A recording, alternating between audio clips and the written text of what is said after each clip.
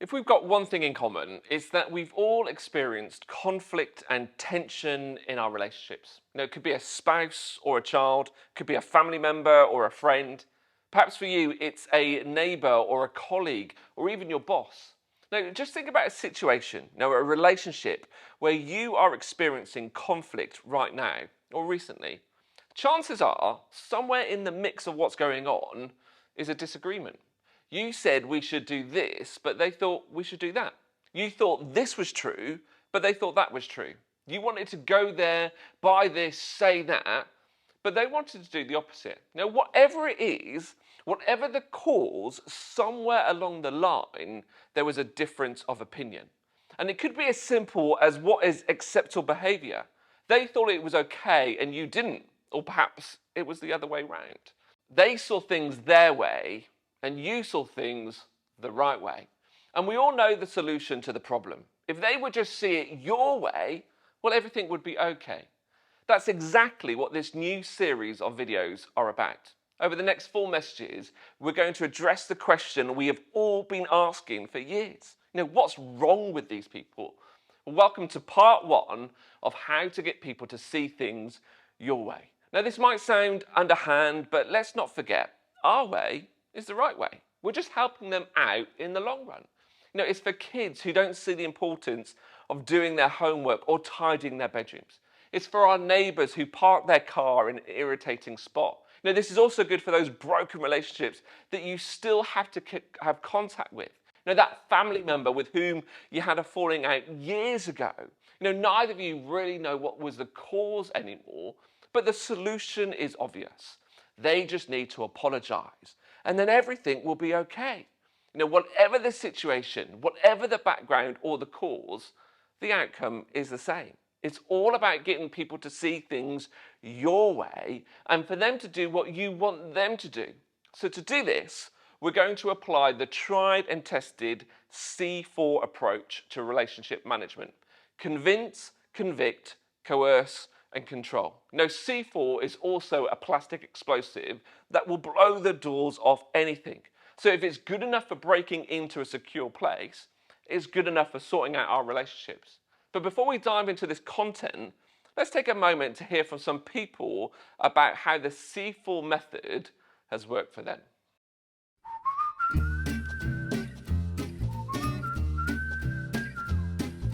The C4 approach to relationship management has completely turned our marriage around. Absolutely. So close to just failing, All 4 C's are complete game changers. Convince, coerce, convict, and control. If there was a 5th C, it'd be cool. 6 months ago, I was gonna take a week and a half off from my wedding and honeymoon. The day before I headed out to the resort, Lisa told me that she needed a pitch deck done in a day and a half. And what did I say? You said, looks like you'll need to postpone that wedding.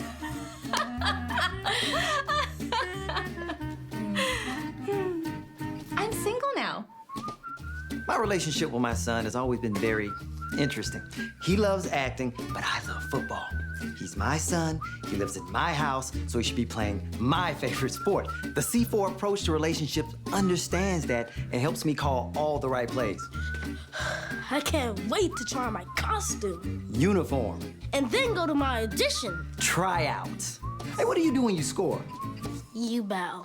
Spike it, son. You spike it. Check out the C4 approach to relationships ASAP. You'll learn things like how to shame journal. I started a shame journal myself, and it's just a detailed list of every time that Emily has hurt me or let me down. And now, when we have an argument, I just read her a few entries, and before you know it, she sees things my way. I've been journaling since 8th grade. Yeah.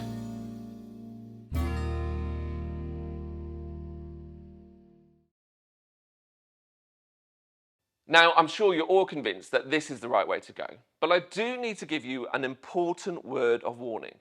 It's crucial that you don't share this content with the people you're trying to convince, convict, coerce, or control. Because, and I know this sounds crazy, but they think you're the problem, not them. So if they got hold of this, they could use it against you to convince, convict, coerce, and control you. And none of us want that to happen, do we?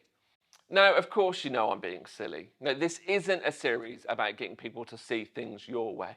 We intuitively and instinctively know that this isn't the solution. We might know this isn't the answer, but it doesn't stop us from doing it. Now, on one level, we know that it isn't about getting people to see things our way. We have enough humility to recognize that our way might not be the right way or the only way. But for whatever reason, we don't allow this thought to filter through to our actions. The reality is that maintaining relationships are hard work. It's so much easier to start them than it is to fix them. You know, we got a new dishwasher recently. That was easy. We just picked it online and they delivered it for us. The problem was that the top drawer wasn't cleaning properly. So I did something no man has ever done before. I opened the instructions. And at the back, there's this troubleshooting guide for when things go wrong. The problem was that the advice was rubbish. It said things like, check it's turned on and connected to the water supply, or check you've put dishwater tablets in. Now, in the end, I found out that the top rotary arm wasn't connected properly. The troubleshooting guides in domestic appliances are rubbish because we're rubbish at fixing things. You know, when it breaks, we've got a tendency of throwing it out and getting a new one. Now, unfortunately, we have the same tendency when it comes to relationships. And to make things worse, they don't even come with a basic troubleshooting guide. Now, I'm guessing that you've got at least one broken relationship in your life. I'm guessing there's at least one person who you no longer see or no longer talk to, well, at least to the same extent as before, because something happened. Something caused your relationship to fracture, and for whatever reason, it's not been fixed. The reason it's not been fixed is because fixing relationships is often more difficult than starting one. So we do the same thing that we do with washing machines or dishwashers. We discard it and get a new one. Fixing and repairing a relationship is not intuitive. It's not easy, and it doesn't come naturally. Reassembling a broken relationship is a learned skill. The problem is, for most of us, it isn't something we've been taught, and it isn't something that's been modeled to us by others. Chances are the example you've been set by your parents and the other people you look up to wasn't one that majored on repairing broken relationships. It was probably one that ignored them. It's probably one that's based on the principle of I will forgive them when they say sorry. Or perhaps the principle of waiting for them to make the first move. And if this is the example you've been set, it's probably the example you're setting for others. So we want to change that narrative. This series is a beginner's guide to repairing broken relationships. It's for those of us who recognize that we have broken relationships and we're not always sure of what to do to help fix them. As we go right throughout this series, there will be one word that will keep popping up. It's reconciliation. This is what we're hoping for, but it's not the goal. You know, making reconciliation our goal imposes something on the other person in this equation. And perhaps the reason the relationship is fractured or broken is because one party imposed an opinion or even an outcome on the other. You know, when my dishwasher breaks, I can set repairing it to be the goal because I'm in control of all the pieces of the puzzle. You know, whether I've got the ability to do it is another matter. But when it comes to a broken or a damaged relationship, I can have the hope of reconciliation, but I can't impose this as a goal because of this important life lesson. Never set a goal for another adult. You know, we have to focus on what we can do instead of obsessing about what we want them to do. You know, if we all just did that one thing, there would probably be a lot less broken relationships in the first place. But is that just me focusing on what you should do instead of concentrating on what I need to do? Anyway, let me put a little caveat in at this point. There are some relationships that are so toxic, so damaging, and so dangerous that reconciliation isn't possible, practical, or even helpful. You know, we're not talking about those sorts of relationships here. This series is focused on the normal, everyday relationships that get stretched and break. Now, you may be wondering why we're talking about it here. What has restoring broken relationships got to do with church or faith? Well, the simple answer is everything.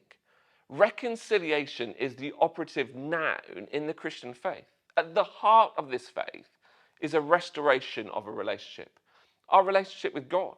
It's this that is behind everything that Jesus did and what he's about. The story of this faith is the story of how God reconciled us to himself, how he made it possible to fix the broken relationship between humankind and himself. And if you're a Jesus follower, seeking reconciliation isn't optional. It's foundational. I'm going to show you why that's the case in just a moment. Doing this is part of what it means to follow Jesus. It's what you've signed up for if you're a Jesus follower. Now, if you're not a Jesus follower, or you don't have to do any of this, you can do whatever you want to do. Of course, you know that you have to live with the consequences or the outcomes that flow from your actions. You don't have to do the stuff that we're going to talk about in this series, but that doesn't mean you can't. My hope and my belief is that if you work towards reconciliation, you will discover something deeper in yourself and in your relationships that wasn't there before. My hope and my belief is that if you apply the stuff we're going to explore in this series, you will be better and your relationships will be better too. But you don't have to take my word for it. You can try it for yourself and see. So reconciliation is what we're working towards, but it isn't the goal we're imposing on someone else.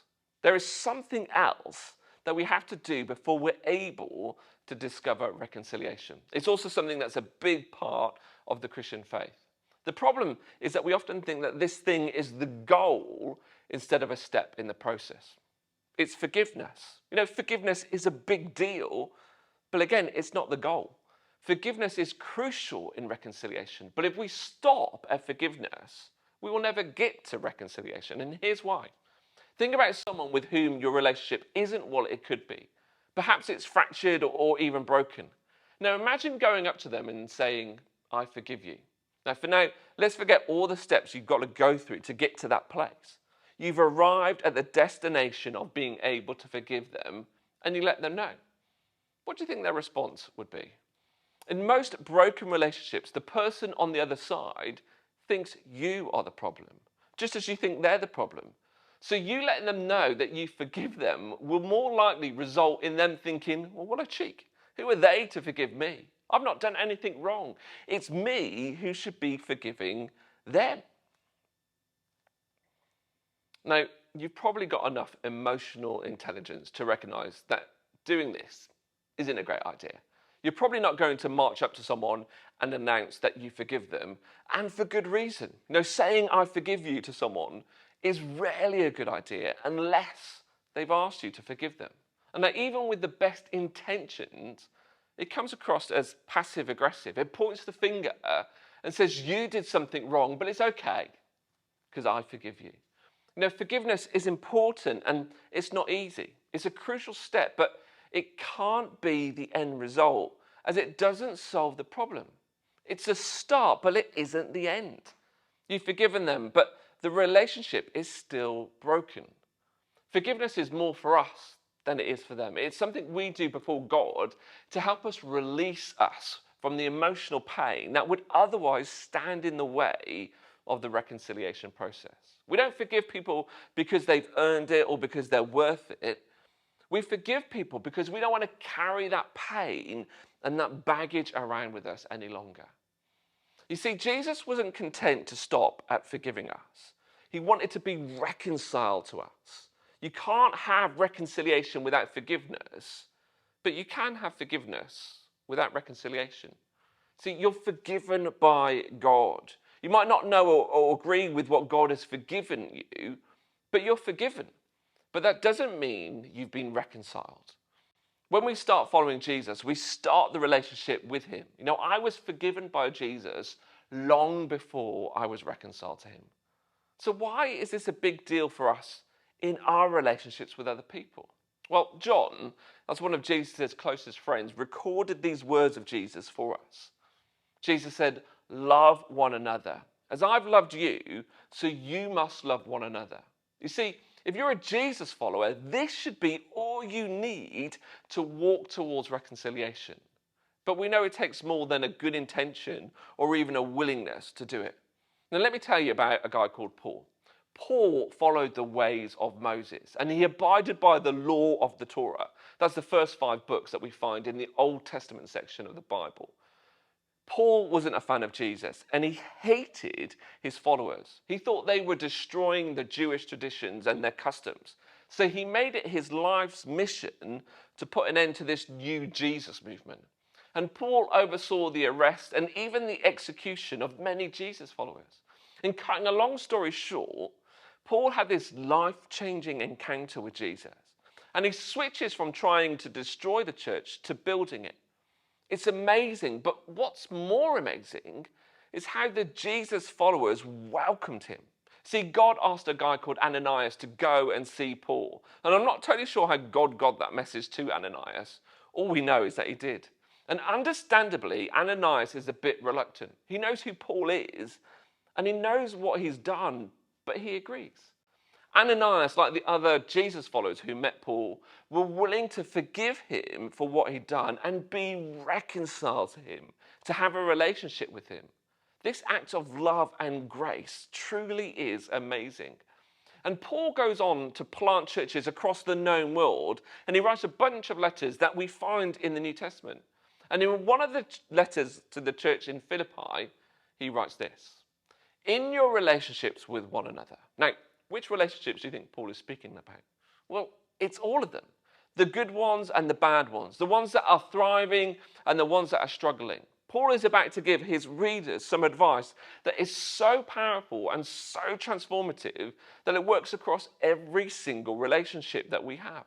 It's something he's got first-hand experience of from the other followers of Jesus that he's encountered. This is what he says. In your relationships with one another, have the same mindset as Christ Jesus. Now, let me ask you this question. When it comes to your relationships, what do you have your mind set on? Now, it tends to be set on the same things that our mind is set on in anything. Us. Now, from what you know of Jesus, when it comes to relationships, what do you think he has his mindset on? Well, it's you. And more specifically, it's being reconciled to you. Jesus told 3 famous stories about lost things. The first was about a lost sheep. There was 100 of them, but one got lost. So the shepherd left the 99 who were safe to go and search for the one lost sheep. Then there was this woman who had 10 coins, but she lost one of them. These coins were of great value to her, both financial and sentimental. She turned the house upside down to search for that one lost coin. The fact that she still had 9 wasn't enough. And then Jesus told a story about a father with 2 sons, and one got lost because of the choices he made. He turned his back on his father. But when he came to his senses, he came home and his father celebrated and threw a big party. It wasn't enough that he still had one son at home. His attention was diverted towards the son that was lost. And somewhat understandably, the older son didn't like all the attention that his rebellious brother was getting. And the story ends with him on the outside of the party, with his father pleading with him to come in. Reconciliation runs throughout all of these stories because it runs through the veins of who Jesus is and what he did. His own blood was spilt in order that we might be reconciled to our Heavenly Father. This is the mindset of Christ Jesus. And it's the mindset that Paul has encountered as he encountered Jesus. And it's the mindset he's experienced as he stood shoulder to shoulder with the people he once was trying to destroy. You see, we all have relationships that need restoring, that need some reassembling.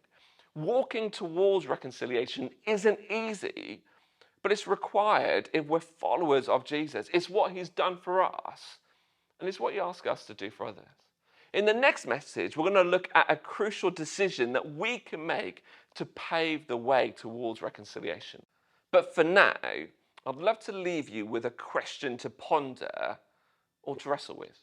Think about a relationship that needs some restoring and ask yourself this question: what's stopping me from trying? Have a think about that, and whatever is the first thing that comes to mind, set it aside and ask yourself, what's stopping me from trying really? As you think about that, start adjusting your posture to be one that is moving towards reconciliation. Now, that might be a big enough step in itself for now. We'll pick it up right here in part 2.